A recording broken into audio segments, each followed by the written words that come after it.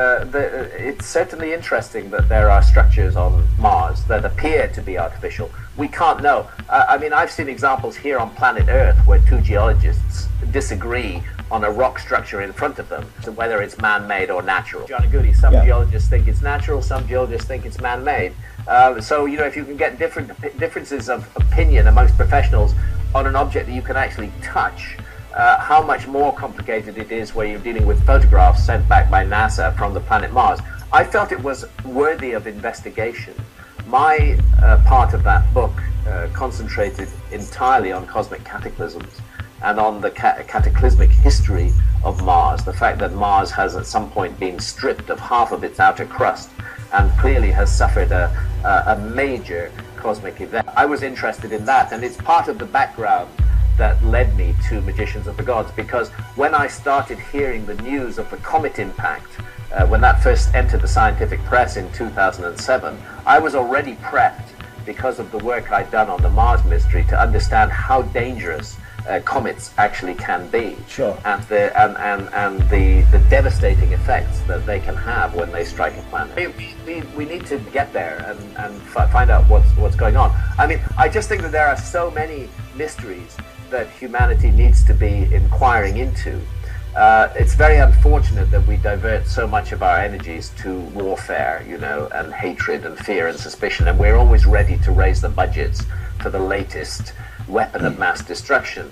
But actually to explore the mystery of existence, which includes exploring our immediate cosmic environment, and also journeying within, we need to explore the mysteries of human consciousness as well. Very little of this is being done, and that gives me the sense that our culture has somewhat lost its way. This is the problem. The whole adventure of the exploration of space is being cast in the material terms that our culture loves so much, that sure, here are planets that we are going to exploit. I mean, we've already exploited this one and done so much damage to it and disrespected this fabulous gift that the universe gave us. The danger is that as we go to Mars and the Moon and other parts of the solar system, that we're just going to be exploiting them. We're going to be treating them as dead matter that we're going to mine for our economic advantage, and that would be most unfortunate.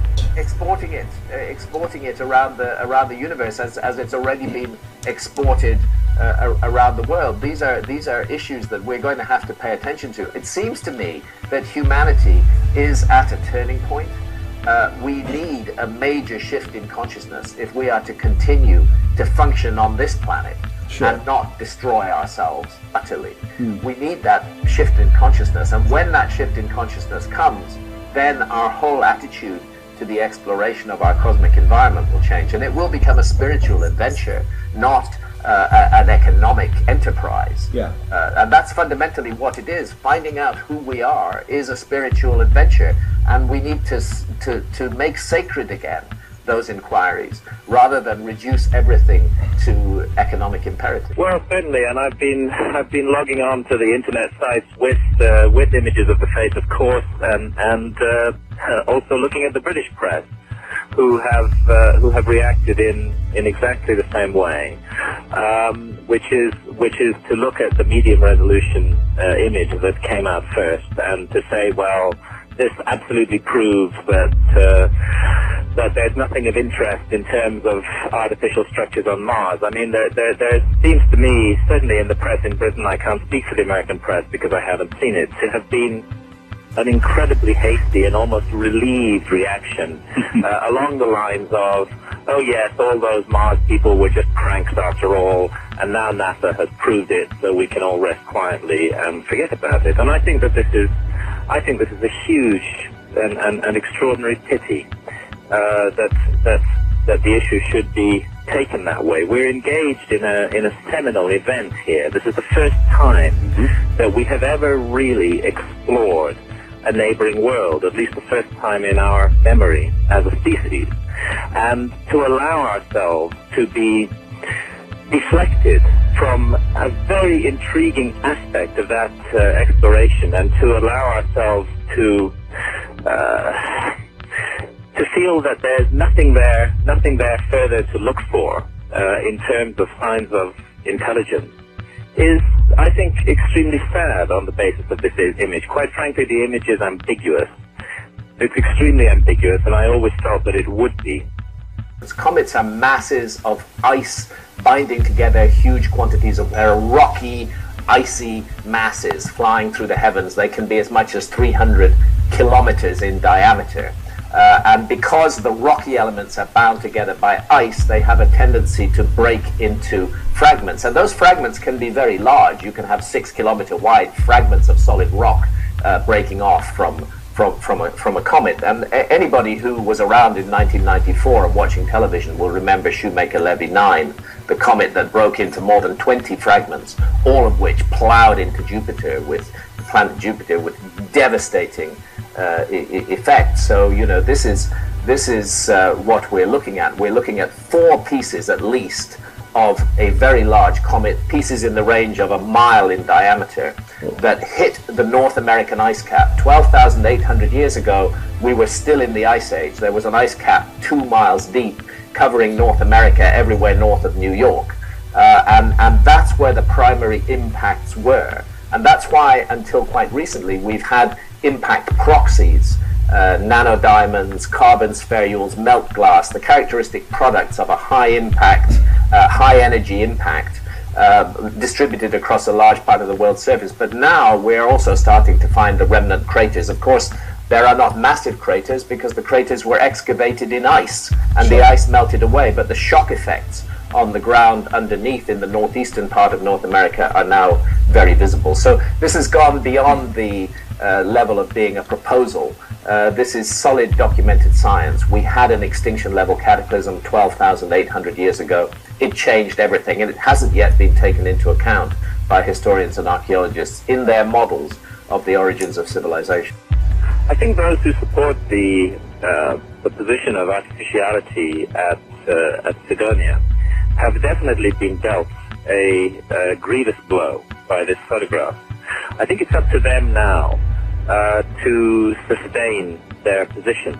And it has to be remembered, and it's a very important point, that the face structure, whatever it is, whether it's a hill or whether it's actually some kind of face, is set in a context, and that context is very large, surrounded by a lot of other structures. And I think that NASA must, and I believe I hope they will, photograph those other structures on the coming 2 passes that are going to be made over that area. And I think that really what's needed to get to grips with this issue is to look in detail at photographs taken from a variety of different angles, not only of the face, but also of the dozens of other structures that are found all around it. And I think it would be really premature and silly, and in fact I feel further stupid of us, to write off this aspect of the Mars mystery simply on the basis of one photograph. We aren't in a much better position now than we were in 1976, and I think that more images are needed before anybody comes to a conclusion. But you know, at the end of the day,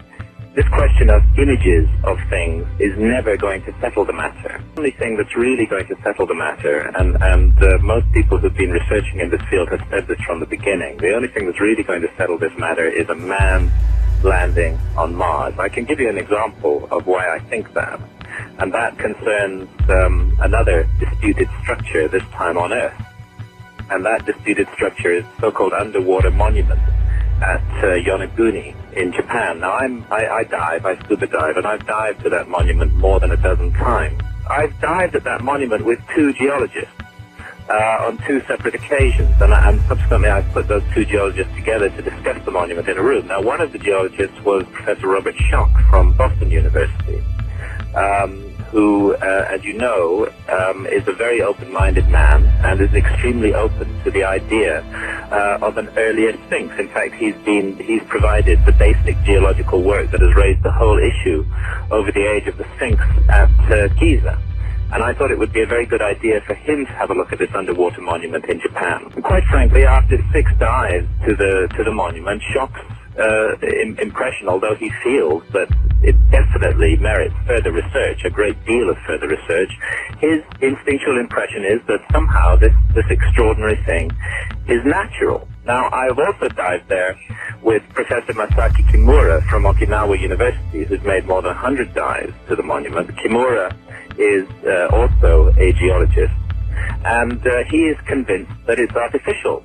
So we have here an enormous structure. It's about 500 feet long and 60 feet high, which has been seen and physically touched by two highly qualified geologists, and they both reach different opinions about it. Now, if that happens, with ground truth, actually when you're face to face with the object itself, if we can get that level of disagreement over such an object that we can actually see and touch, you can imagine how difficult it is to reach a rational and informed judgment on the face on Mars simply from a photograph. This is not a war for some petty scientific definition. This is a war for the question of what we are and what our place is in the universe. It's a war of paradigms between a view that sees us as the center of creation with nothing else outside us, and a view that sees the universe as filled with life. There's a fundamental issue in society here which is underlined by this debate. And it's inevitable, since the stakes are so high, since the stakes are our own understanding of what we are, it's inevitable that war, unfortunately, should be fairly bloody, with neither side taking any prisoners. And as they say, and have said for a long time, the first casualty of war is the truth.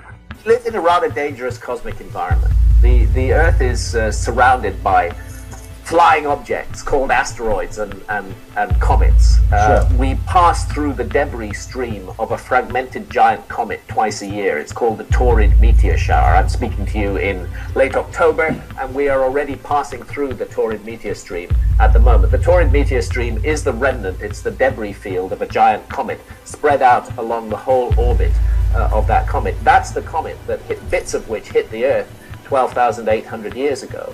And astronomical calculations indicate that some large bits of that comet are still in orbit in the Taurid meteor stream and do pose a real and present danger to civilization on Earth. If we were hit by objects on the scale that hit the Earth 12,800 years ago, our civilization definitely would not survive.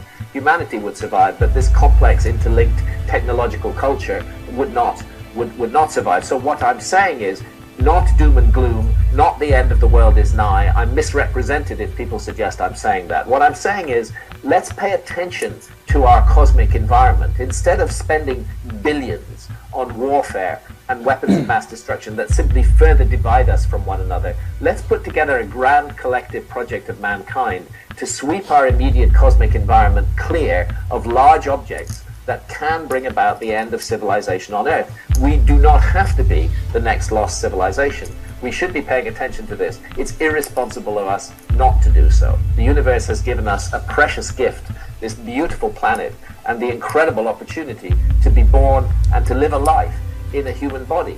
We should not turn our background on threats to this amazing garden that we live in. We have the technology to do something about it. All it takes is the will. We need to take our eye off the wars and the mass destruction, and we need to put it on to creating a safe cosmic environment for the Earth and for the future generations of humanity. Blind, horrific violence of which our species is so careful, and because it has led us to be closed-minded and blind, it causes us to ignore the danger that confronts us, and it causes us to ignore the advice and the warnings of the ancients on this matter. It's as though we've just deliberately cut off our entire heritage as a species beyond the last 2,000 or 3,000 years when things have been written down. Everything before that is just considered to be irrelevant to us. And yet what we have there is the accumulated advice of our ancestors, who undoubtedly experienced cataclysmic events before, particularly at the end of the last ice age. And because of the state of mind that we're plunged in today, we're ignoring that. And if we continue to ignore it, I'm convinced that we're going to pay a terrible price, and that in the language of ancient mythology, that the gods will once again punish us for our arrogance and our cruelty. I'm convinced that such a message has been passed down to us, not just in a single hall of records, but in an entire network of monuments all around the world, which are linked to mythology and linked to astronomy. And using the tools of astronomy and an open-minded consideration of mythology and of the nature of the monument, there is an enormous amount of information that has been very carefully encoded and deliberately passed down to us by our ancestors. But we have to take a step in order to benefit from that information, we have to be prepared to listen to what they have to say, and right now we're not. A team of around about 30 very highly credentialed earth scientists, geologists, people who study isotopes, people who study the ocean, very highly qualified people. Nobody's in any doubt about their credentials. And they have been publishing in the heat of the peer-reviewed press for almost a decade now, since 2007. Every year presenting more and more new evidence that can only be interpreted one way, that there was a gigantic series of cosmic impacts very recently, 12,800 years ago, on a scale similar to the impact that destroyed the dinosaurs. It was slightly different in the way that it fell through, but the scale is roughly similar. We're looking at an extinction level event, and this is documented by clear chemical and mineral traces in the soil. There's really a huge amount of evidence in support of this. Now, do all scientists accept that evidence? No, they don't. There's a serious dispute about it. Every single paper that's been published by the team, for example, in the Journal of Geology or the Proceedings of the National Academy of Sciences, has been attacked, and attempts have been made to refute it. And on every single occasion, the team have refuted those refutations. And so the dialogue goes on. Right now, it's very clear, I don't think anybody is arguing,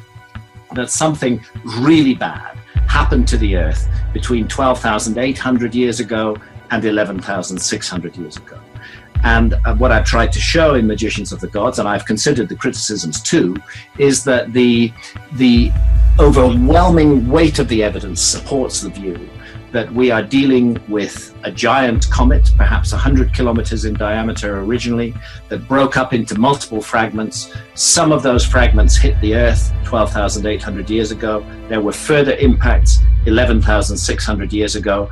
It looks like there were related impacts coming out of that same debris stream in the Bronze Age. The most recent impact was the Tunguska event in 1908, because that debris stream is something we know about. It's called the Taurid meteor stream. It is the fragmented debris of a former single huge object. And there are many large objects still in the Taurid meteor stream, such as Comet Encke, which is a fragment of the original comet, Olgiato, Rudnicki, other objects in the range of 1 to 5 kilometers in diameter, any one of which would have catastrophic effects if it were to collide with the Earth today. And calculations show many more objects in that meteor stream. And the problem is the Earth crosses that stream twice a year. So in a strange kind of way, we are engaged with and connected to the problems that our ancestors faced 12,500 years ago. We have not escaped from that. The business of that comet with us is not yet done.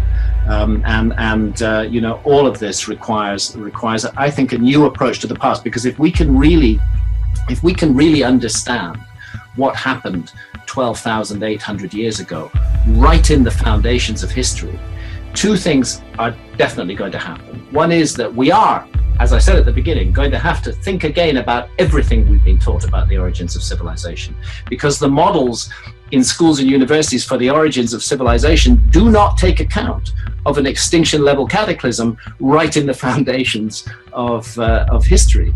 And secondly, we're going to have much better information about the predicament of our planet today and what risks we face from the Taurid meteor stream, and indeed from other potential impactors out there in the cosmos. I don't want to spread gloom and doom. I don't want to tell a scare story. I just think it's important that we don't stick our heads in the sand. We are looking at a danger which need not be the end of anything.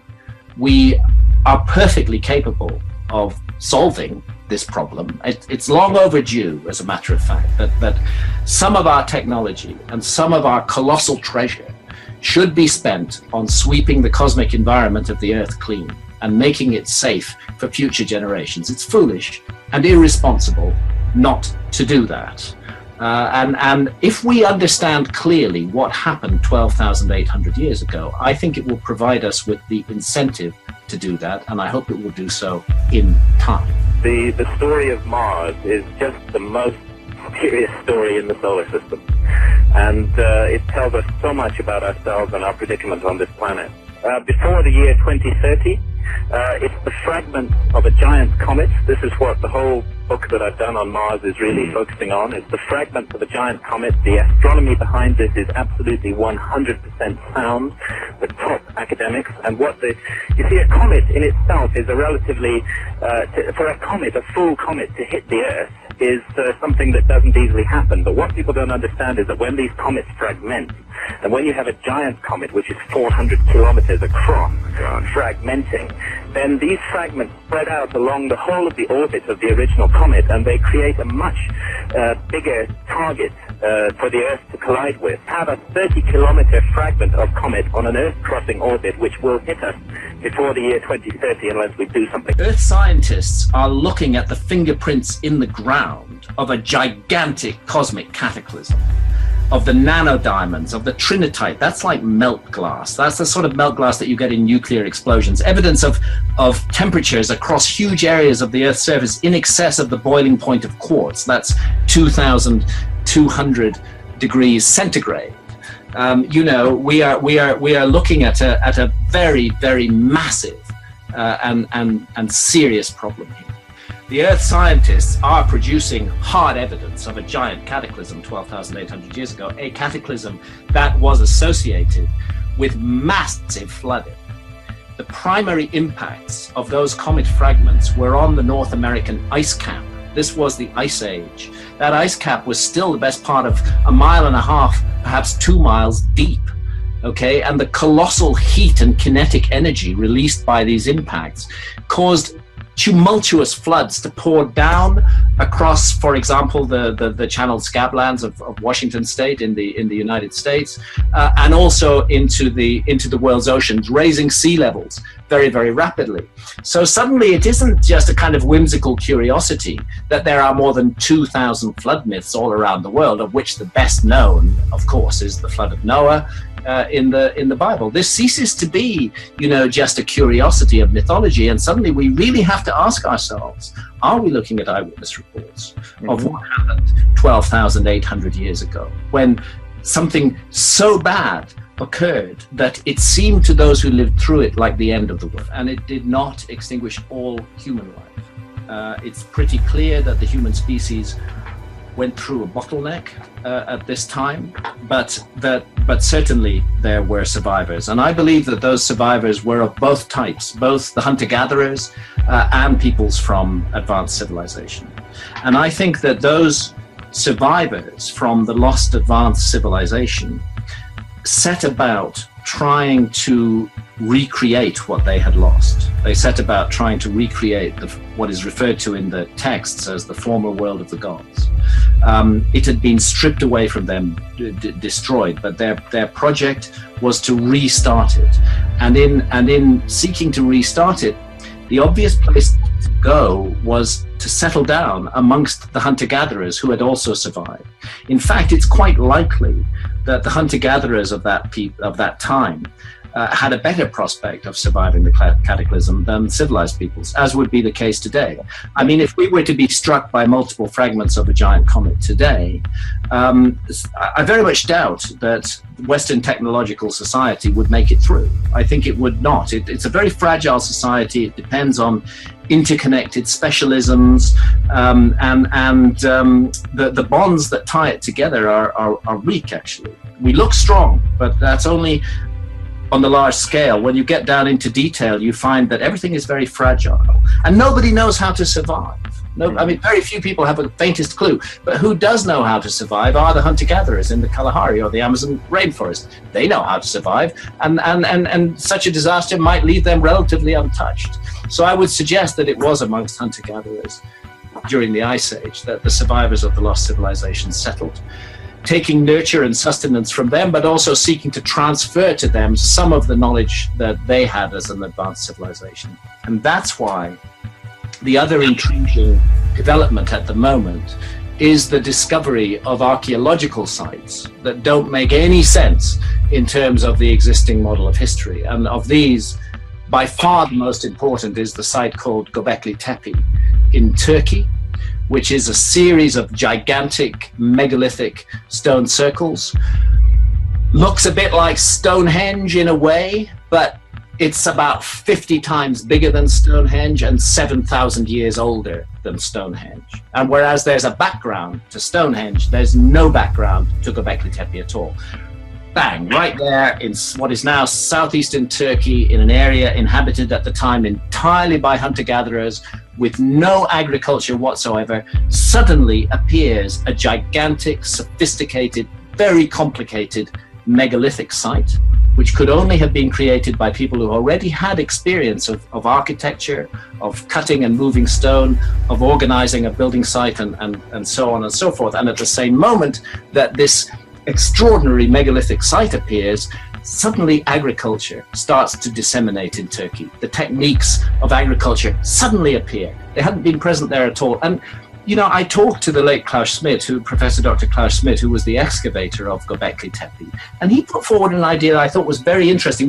He did not want to buy into the lost civilization hypothesis at all, but looking at Göbekli Tepe, for him, what he sees it as is as a center of innovation. It's a place where new kinds of ideas spread out around Turkey, and I think that's exactly what it was, and I think that center of innovation was set up by the survivors of the lost civilization. So what we're seeing around Göbekli Tepe is not the sudden precocious invention of megalithic architecture and all the skills to go with it by a hunter-gatherer people who'd never done anything like that before, and at the same time the invention of agriculture. No, it's a transfer of technology from the survivors of a lost civilization to the hunter-gatherers who they had taken refuge amongst. And when we take this into account with the date that Göbekli Tepe is founded 11,600 years ago, well, that's precisely the date of the second spike of cataclysm, 12,800 and 11,600 years ago. And it's also the date that Plato gives us for the destruction and submergence of the lost civilization of Atlantis. He says that happened 9,000 years before the time of the Greek lawmaker Solon.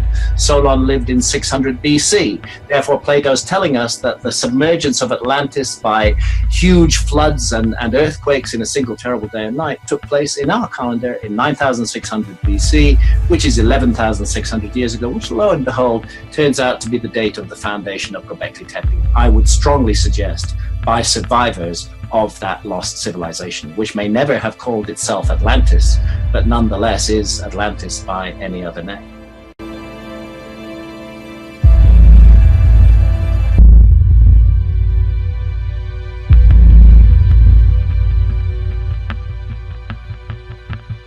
I've done on the Mars mystery to understand how dangerous comets actually can be, sure, and the devastating effects that they can have when they strike a planet. We need to get there and find out what's going on. I mean, I just think that there are so many mysteries that humanity needs to be inquiring into. It's very unfortunate that we divert so much of our energies to warfare, you know, and hatred and fear and suspicion, and we're always ready to raise the budgets for the latest weapon of mass destruction, but actually to explore the mystery of existence, which as we go to Mars and the Moon and other parts of the solar system, that we're just going to be exploiting them. We're going to be treating them as dead matter that we're going to mine for our economic advantage, and that would be most unfortunate. Exporting it around the universe as it's already been exported around the world. These are issues that we're going to have to pay attention to. It seems to me that humanity is at a turning point. We need a major shift in consciousness if we are to continue to function on this planet, sure, and not destroy ourselves utterly. We need that sent back by NASA from the planet Mars. I felt it was worthy of investigation. My part of that book concentrated entirely on cosmic cataclysms and on the cataclysmic history of Mars, the fact that Mars has at some point been stripped of half of its outer crust and clearly has suffered a major cosmic event. I was interested in that, and it's part of the background that led me to Magicians of the Gods, because when I started hearing the news of the comet impact, when that first entered the scientific press in 2007, I was already prepped because of the work.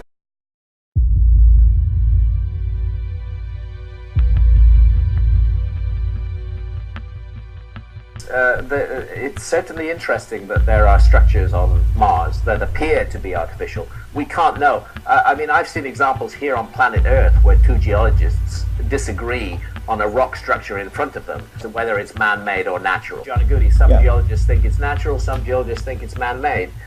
So, you know, if you can get differences of opinion amongst professionals on an object that you can actually touch, how much more complicated it is where you're dealing with photographs includes exploring our immediate cosmic environment and also journeying within. We need to explore the mysteries of human consciousness as well. Very little of this is being done, and that gives me the sense that our culture has somewhat lost its way. This is the problem. The whole adventure of the exploration of space is being cast in the material terms that our culture loves so much, that here are planets that we are going to exploit. I mean, we've already exploited this one and done so much damage to it and disrespected this fabulous gift that the universe gave us. The danger is that